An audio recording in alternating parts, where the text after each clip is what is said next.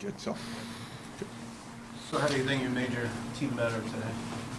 Well, I think we filled some things, obviously, with Briere's injury last year in the World Championships. It left us in a little precarious system. Only 2 goalies in the system. So, getting Jones, played the Stanley Cup final, some experience there, some size.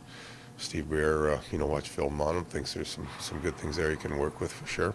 We got Joey Decord, who had a real good season down below last year in the mix. And then we signed Hellberg, who's big Swedish goaltender in the Olympics, I believe, won the gold medal there. So, there's some guys that can fill in. So we think we've, created some competition there, which is great. We're looking at our back end, needed a right shot guy that can add to the power play. Certainly we think Schultz is a guy that can do that. Hasn't had much of an opportunity, playing behind Carlson and probably in Pittsburgh behind Letang. So we think that'll be a good opportunity for him. And then up front with Burakovsky, this is a guy that's, he's in the right age group at 27. He's got good speed. He's got good playmaking abilities. He's got a heck of a shot. So, we think getting here and having a little bit more opportunity hopefully helps him reach the potential he wants to get to. So we're excited about that. And, not to mention we signed Shane Wright today too. So that's another good addition to our lineup with him and Matty down the middle. The future looks pretty good in that position for the Krakens. And as far as the rest of the time's concerned, you guys done for today, or are you still active in other areas? We're still up there working the phone lines, but yeah, there's some things we're still looking at, whether they come to fruition or not, I don't know, but we're certainly talking to a lot of people currently still. Anything you want to share or with the class, Ronald? We're having good conversations. Were these guys that you had targeted coming in today, or were you in on some other deals and landed on these guys? No, I think you look at everything, and we spent a lot of time. We had actually meetings back as early May and trying to lay out who. Actually, it's even further than that. You put your list together who might get to become a free agent, who might be available, what the fit is for your team, and you look at all those things. You never know if that player, is gonna get there to free agency day. What the term or the dollar amount's going to be for that player. So there's a lot of sort of intangibles that go into it. At the end of the day, you try and make the best decision for your team now, but also in the future, right? With those 2 young centermen coming, Matty's contract's going to be up in 2 years, and Shane Wright's contract's probably going to be up in 3 years. So making sure that we don't box ourselves in a corner and having the cap flexibility to pay those guys moving forward is important as well. How much did getting Wright change kind of your attack mode here, or your game plan for the free agency? Well, I think it's certainly changed our approach at centerman, right? If you're out there looking for centerman and you got to give them 7 years at a big number, we're looking at Matty Beniers and Shane Wright thinking we don't need to do that at this point. So, it'd be a growing process for those young guys. I know Matty was at a real good 10 games in the last year. This year will be a little different for him. It'll be a little tougher. Teams will know who he is. We're going on the road. It's an 82-game grind. So, and Shane's an 18-year-old kid stepping into, hopefully an NHL lineup in September. So it's a process, but, certainly you look at those 2 kids in the last 2 drafts, and I think it's arguably the best 1-2 center punch for young kids in the league right now. So with Shane, it sounds like you guys are committed to playing him, and if so, you think about him and Matt, being that young. Does anything about that scare you? You kind of look at it as hey, it's the league today. You've got to play these young guys if they're good enough. Yeah, no, first and foremost, I think, like everybody, they got an opportunity to make our team in camp, and they have to earn that spot. So I'm not sitting here saying Shane's going to be in our lineup, but he's certainly going to have an opportunity like everybody else to crack that lineup. If he does, I'm not worried about the youth aspect. We've got some real solid veteran guys around those kids, and, I think they're more than capable of handling themselves. So, I broke at 18. I know it was a long, long time ago, and, kids still break in at 18. So we're just excited if they can do that. That means that they're pretty good players. Do you guys accomplish the goals that you set out to accomplish today? Yeah, you always have goals and expectations. There's different parts to things, right? You go into the draft and there's things you want to do. Maybe there's things you try and do, it doesn't happen. Same thing on free agency day.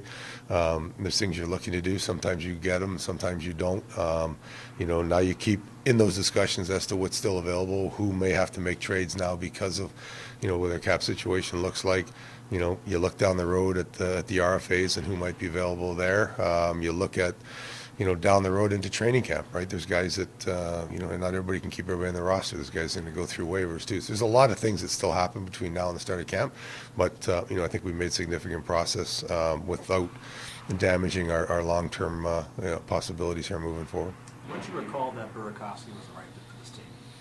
When did I recall? Well, you're watching him play, right? He's won a Stanley Cup in Washington. Now he's won a Stanley Cup in Colorado. So you got a two-time Stanley Cup guy, which is always good to bring in your locker room. You watch them play in the playoffs.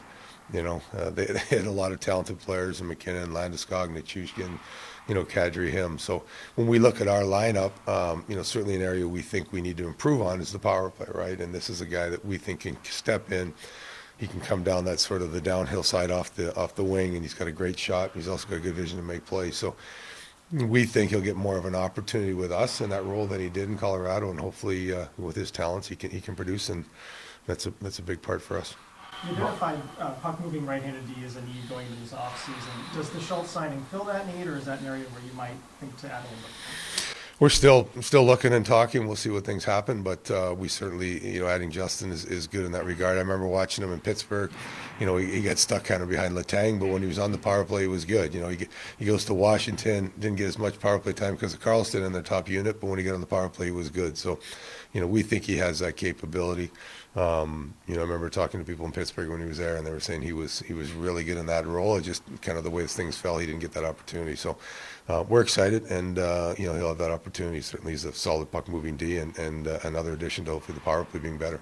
Ron, you talked about cap flexibility a ton.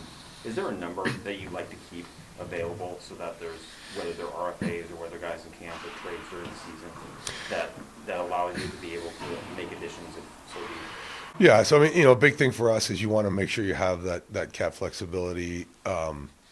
It's kind of a complicated process, but with Briere being hurt, if we have to go into LTI out of the season, and if both Matty and Shane make our lineup and hit their bonuses because they're in LTI, those bonus numbers come off our cap moving forward. So there's a lot of things that factor into how we sort of go about doing that. That's just sort of a simple breakdown of it in one area, but having the flexibility is certainly certainly important. When you talk to a lot of people, they wish they had the flexibility. We have it, and we got to make sure that we're managing it properly going forward. And we're trying to do both at the same time as we manage the cap and make our team better. So when you talk about the cap flexibility, of course, what we saw with Pacioretty today, basically going for nothing. Are deals like that kind of the thing that you keep in mind and say, okay, well, that would be nice. It's the cap number that you guys were all thinking about for later, or how does that work? Yeah, I know you have discussions with a lot of teams and a lot of players. There's a lot of factors that go into those kind of things. Certainly you look at, and I'm not saying in that particular case, but we look at age, we look at term of the contract, we look at the cap hit, we look at the cash value. There's a lot of things that factor in. Does that player fit in our roster or not?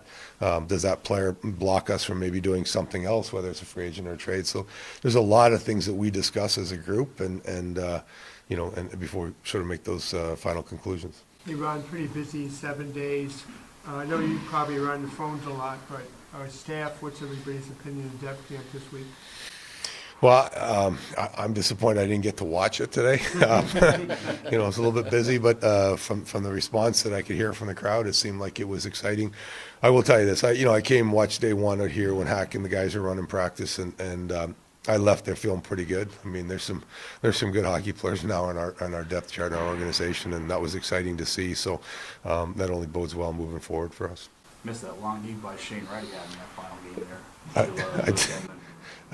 I didn't see any of it. Like I said, I had my shades down. I was working the phone line, so hopefully I can watch it on tape. Curious about Martin Jones and just recently bringing on Steve Briere. What connection do you see maybe with working with him to maximize his value? Well, we hired Steve. He's a guy with a lot of experience, had success. So, we think bringing him in adds to our ability to make our goaltenders better. I know he's already had, Gruby's back in town and working out. I know they've already had dinner and started building that relationship. Certainly we have Steve, look at different videos on goaltenders and give us opinion and stuff. And, he had a lot of time for Martin and the way he played. And, there's probably a few things maybe he wants to work on or tweak, but, he's excited about the possibility of working with him as well. So, we'll see how things go here moving forward. But it's good to have a goalie coach that's excited to work with the players, and talking with the goalie coaches, they're excited to work with Steve.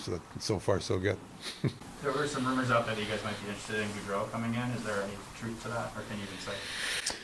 Yeah, we're interested in everybody coming in. It's a good player. It's just, you know, sometimes players, you know, want to play in certain markets or, you know, closer to home or different things. So there's a lot of factors that kind of go into those final decisions.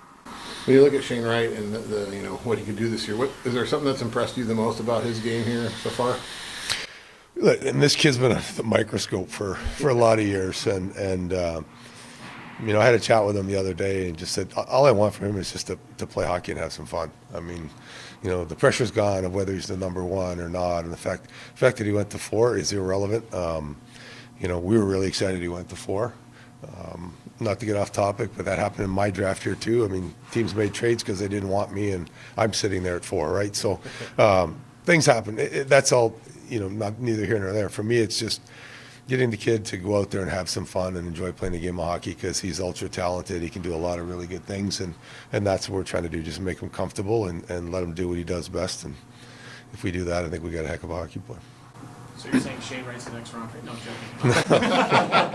joking. He skates way faster than me. But one thing you've talked about is opportunity. You said that word a lot. Like, I mean, how much of a conversation piece has that been, not only with the free agents today, but even with a guy like Shane or even Maddie? Granted, like, Maddie got a chance to see it the last 10 games, but I mean, how much have you been using that word with him?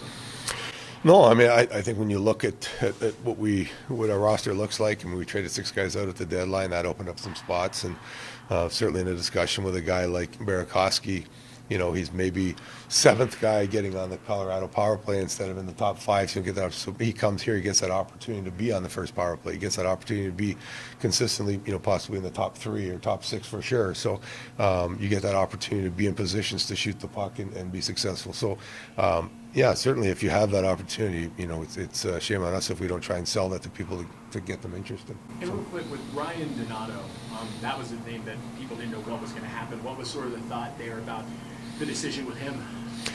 Yeah, so the way it works with players, you know, you can be an RFA or UFA, an RFA being restricted, UFA being unrestricted. If you're an RFA, you can have arb rights or not. In Ryan's case, he did arbitration rights. So, you know, part of our stuff is to look at what that arbitration case looks like. And, you know, he had a hell of a season last year. Being honest, we just didn't want to go to arbitration with him, so that's why we didn't qualify him. Certainly like the player, and, you know, we'll continue to have discussions there. I don't know where it goes, but, you know, that was the reason behind us making that decision. But there's still a possibility he could come back at some point. Yeah, unless he signed with somebody else that I didn't see today, but yeah, there's always a possibility. Yeah. Good. All right, thank you all. Okay.